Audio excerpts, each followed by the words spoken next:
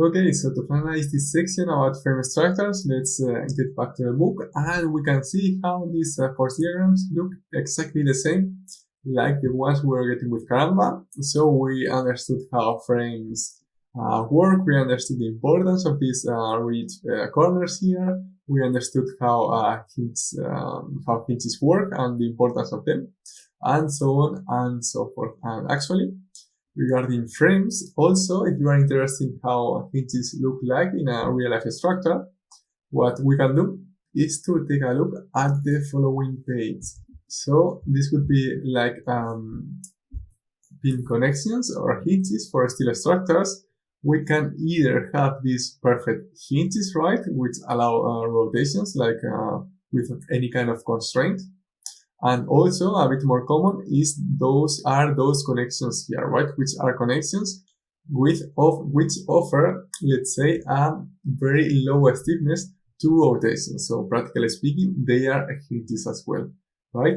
So this would be our hinges for steel structures, and we have also hinges for reinforced concrete structure, right? And this is a very common example of this centimeter bridge in Switzerland, and in this case we have hinges both at the mid-span point and also at the supports, and they were created by making a very weak cross-section in comparison with the rest of this concrete member, right? And actually, if you remember from chapter 1, we were defining hinges in that chapter already, because, but without knowing it, right? We define a hinge actually by making our beam very thin at a particular location, right? And this is what we are seeing here. This is basically a hinge location with a very low stiffness in comparison to the rest of our structural system. And if you want to see like a real life example, I find this bridge in China quite exciting, right? Because first of all, of course, the shape is a bit crazy, but furthermore, we can see how this is like a beam structure, but with two joints here, right? So we can identify the joints because the depth of the bridge becomes 0, right? So this is like a weak point which allows rotation with any kind of constraint.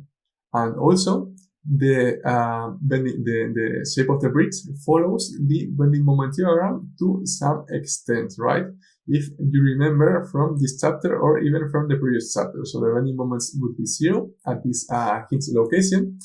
And if, of course, if we need two hinges here, that means that we need fixed supports in order to make the bridge stable. So that's the reason, because we have these supports here, right? These fixed supports with are not just pin supports at one location, but fixed supports along the complete depth of our bridge. Otherwise, the bridge would not be stable because of these two hinges, as we were seeing before.